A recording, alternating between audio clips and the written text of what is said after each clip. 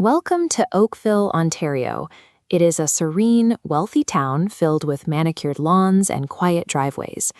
Today, it is also the site of a municipal planning hearing where a highly routine architectural request triggered a total collapse of logic. Look at this 2D elevation of 52 Chartwell Road. The mission? Raise the roof by 1.39 meters for modern ceilings. Expanding to the neighbor, this exact modification perfectly matches the house next door. A 4-foot roof raise is basically Lego for adults. You would think so. But the Oakville Committee of Adjustment treated this basic, everyday renovation as if the builder were trying to construct an unauthorized nuclear silo. This friction shows how a routine, compliant project can still be met with reflexive procedural resistance from local officials. To see why this renovation stalled, we have to examine the blueprints. Committee members Hardcastle and Dickey looked at the plans, but struggled to visualize the basic geometry they presented. This 3D wireframe clarifies a roof raise. It occurs entirely above existing walls, with zero interaction with the foundation or floors. Yet Mr. Dickey asked, "Are you ripping out the floors?" Look at our wireframe glitching out. The roof goes on the top. Apparently not. Here we have a panel of men appointed to govern luxury real estate development who lack a fundamental understanding of how a ceiling functions. When the gatekeepers of housing do not understand middle school physics, the approval process stops being a regulatory review. It becomes a theater of intellectual delay. Act 2 shifts our investigation away from physical incompetence and introduces committee member Towski, who moves the hearing from geometric confusion to legal defiance. Towski attempted to kill the builder's application by ignoring established provincial housing legislation. The law in question is Bill 23.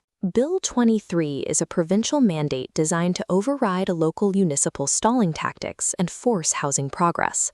It removes a municipality's ability to block certain types of residential density. The legal illiteracy was so thick that the town planner, Ms. Coburn, had to intervene. She sat there on a live stream and explained basic provincial law to her own committee member. Committees often operate under the delusion that their personal local preferences can supersede established provincial law. Now for the witnesses, the neighbors, Neil and Giselle Murdoch. Their involvement captures the performative surveillance common in modern suburbia. The Murdochs submitted a formal letter of complaint. Their primary concern was this: a plan to place a standard interior dividing wall inside the existing garage to create 2 separate private parking bays. Yes, the dreaded invisible indoor car. They claimed in writing that allowing a tenant to park a vehicle securely out of sight would dramatically change the character of our street. If you can't see the car, how do you know it's not plotting against you? Buried at the bottom of the Murdoch's complaint letter is a single question. Neil asks the town for the process that is required to create separate titles. A separate title is the legal document needed to divide a property into independent units. He was effectively asking the town for the instructions to launch his own rental conversion. We call this performative moralism. NIMBY outrage is rarely about protecting neighborhood character. It is almost always about protecting a personal financial monopoly. The builder quickly realized he was trapped in an environment where neither the laws of physics nor provincial mandates held any weight. Rather than let bad math dictate a refusal, the builder initiated a strategic deferral. A strategic deferral is a formal legal maneuver to freeze a planning application in place, hitting pause while preserving the evidence of the committee's confusion for the record. The escape route is clear. He is taking the fight directly to the Ontario Land Tribunal.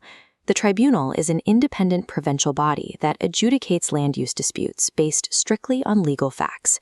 He bypassed the local bureaucracy entirely. Basic arithmetic and reading comprehension shouldn't be special skills reserved for a provincial tribunal. They should be bare minimum prerequisites for a municipal planning job.